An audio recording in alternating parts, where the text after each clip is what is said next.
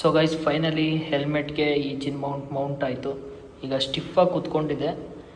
So ಅದಕ್ಕೆ ನಾವು ಈ ಜೆ ಮೌಂಟ್ನ ಹಾಕಬೇಕು. ಫಸ್ಟು ಈ ಥರ ಜೆ ಮೌಂಟ್ ಹಾಕಬೇಕಾಗತ್ತೆ.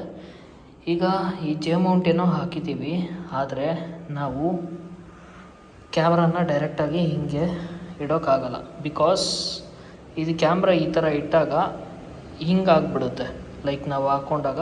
ಸೊ ಅದಕ್ಕೆ ನಾವು 2 ಎಕ್ಸ್ಟ್ರಾ ಜಾಯಿಂಟ್ಸ್ನ ತರಿಸಿದ್ದೀವಿ. Where are the joints? ಇಲ್ಲಿದೆ ನೋಡಿ. ಈ ಥರ ಹಿಂಗೆ ಜಾಯಿಂಟ್ಸ್ ಹಾಕಬೇಕಾಗತ್ತೆ.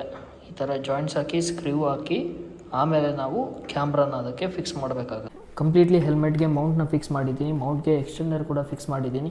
ಇದು ಎಷ್ಟು ಫಿಟ್ಟಾಗಿ ಇಟ್ಕೊಂಡಿದೆ ಅಂತ ಒಂದ್ಸರಿ ಟೆಸ್ಟ್ ಮಾಡಿ ನೋಡ್ಬೋಣ. ಹಿಂಗೆ ಇಟ್ಕೊಂಡು ನೋಡಿ, ಆರಾಮಾಗಿ ಹೆಲ್ಮೆಟ್ನೇ ಕ್ಯಾರಿ ಮಾಡುತ್ತೆ. ಒಂಚೂರು ಅಳ್ಳಾಡ್ತಿಲ್ಲ, ಅದು ಅಷ್ಟೊಂದು ಫಿಟ್ಟಾಗಿದೆ. ಇವಾಗ ನಮಗೆ ಈ ಎಕ್ಸ್ಟೆಂಡರಲ್ಲಿ ಕ್ಯಾಮ್ರಾನ ಫಿಟ್ ಮಾಡಬೇಕಾಗುತ್ತೆ. ಸೊ ಇದಾಗಿರುತ್ತೆ ನಮ್ಮದು ಒಂದು ಕಂಪ್ಲೀಟ್ ಮೋಟೋ ವ್ಲಾಗ್ ಸೆಟಪ್.